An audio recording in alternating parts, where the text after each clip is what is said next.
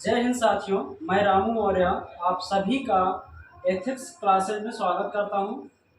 मैं आपके लिए मैथ के कुछ शानदार सवाल लेके आया हूं। आइए देखते हैं। क्वेश्चन दिया गया है ए, बी और सी क्रमशः 4, 20 और 60 दिनों में काम को पूरा कर सकते हैं। एक साथ काम करते हुए वे उसी कार्य का 1/3 भाग कितने दिनों में पूरा कर सकते हैं। तो आइए हम देखते हैं। ए किसी काम को 4 दिनों में, जबकि बी उसी काम को 20 दिनों में, सी उसी काम को 60 दिनों में। हम यहाँ से 4, 20 और 60 का एलसीएम निकालेंगे। 4, 20 और 60 कैल्शियम होता है 60। कोई व्यक्ति एक 4 दिन में 60 काम, यहाँ से 60 टोटल का वर्क हुआ। एक 4 दिन में 60 काम, तो एक दिन में कितना काम 4 से भाग देंगे 60 को, तो 15 चौका 60। ए का एक दिन का काम 15 आया। उसी तरह बी 20 दिन में 60 काम, तो एक दिन में 20 दिया 60 काम। सी 60 दिन में 60 काम, तो एक दिन में 1 काम। अब ए, बी और सी, ए प्लस बी प्लस सी तीनों मिलकर एक दिन का काम 15 प्लस 3 18 प्लस 1 19, अर्थात ए प्लस बी प्लस सी तीनों मिलकर एक दिन में कितना काम करेंगे 19 काम।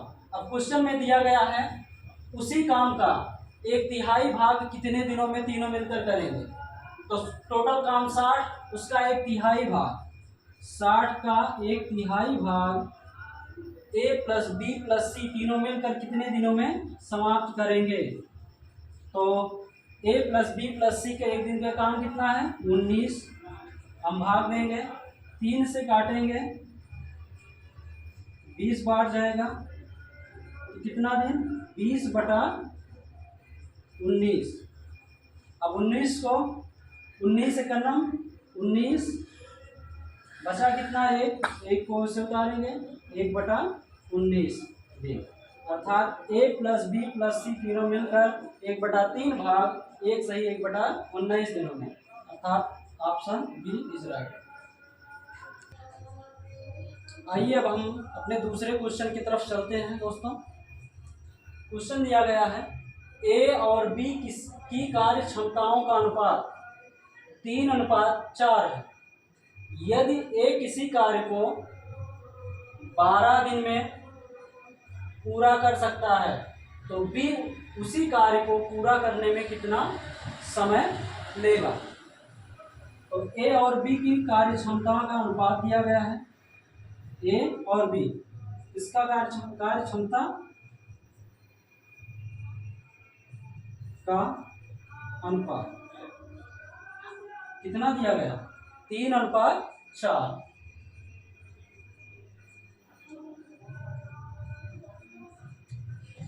अगर कार्य क्षमता का अनुपात 3:4 दिया गया है, तो समय का अनुपात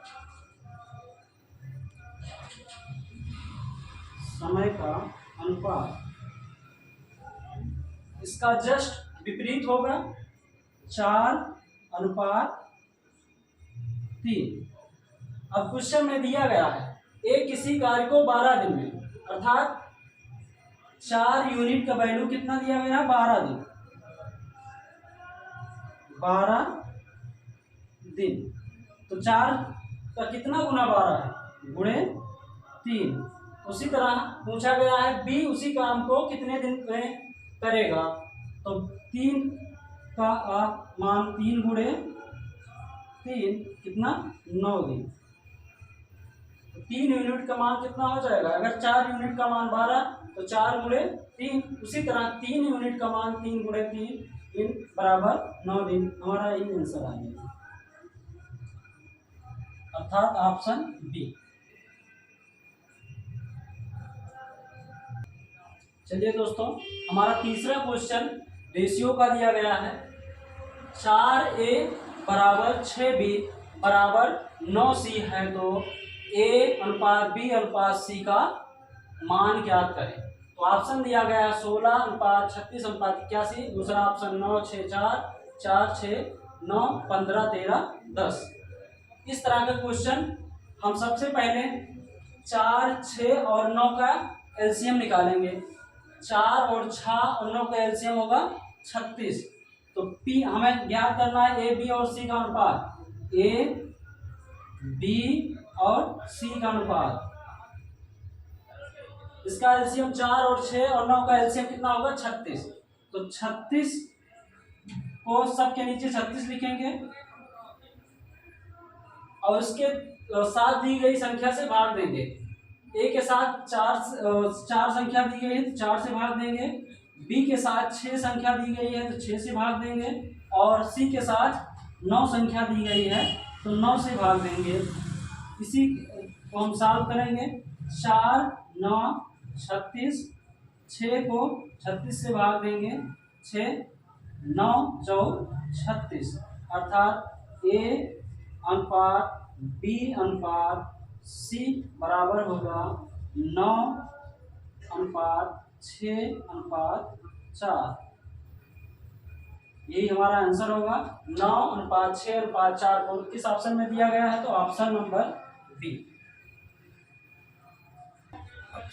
चलिए दोस्तों, हमारा चौथा क्वेश्चन रेशियो का ही दिया गया है। एक संख्या को 9 अनुपात 5 में विभाजित किया जाता है। जब प्रत्येक संख्या में 8 जोड़ दिया जाए, जब प्रत्येक संख्या में 8 जोड़ दिया जाए तो अनुपात 5 अनुपात 3 हो जाता है। दोनों में से बड़ी संख्या है। पहले अनुपात एक संख्या को 9 अनुपात 5 में विभाजित किया गया, तो इसे हम मानेंगे 9x और दूसरे को 5x। अब कह रहा है प्रत्येक संख्या में 8 जोड़ दिया जाए, तो दोनों में हम क्या करेंगे 8 जोड़ देंगे। ठीक, इसके पश्चात अनुपात क्या हो जाता है 5 अनुपात 3, 5/3। हम इसको क्रॉस मल्टीप्लाई करके सॉल्व करेंगे। 9 3 27x, 8 3 24 + 24 बराबर 5 को 5x से गुणा करेंगे 25x, फिर 8 पंचे 40 + 40। यक्स टर्म को इधर लाएंगे, 27x - 25x, और 24 को उधर ले जाएंगे तो 40 - 24, 2x बराबर 40 में से 24 घटेगा कितना 16। तो x का मान कितना आ गया यहाँ से 8, x बराबर 8। तो हमें सबसे बड़ी संख्या पूछी है, तो बड़ी संख्या इसमें कौन सी है 9x। बड़ी संख्या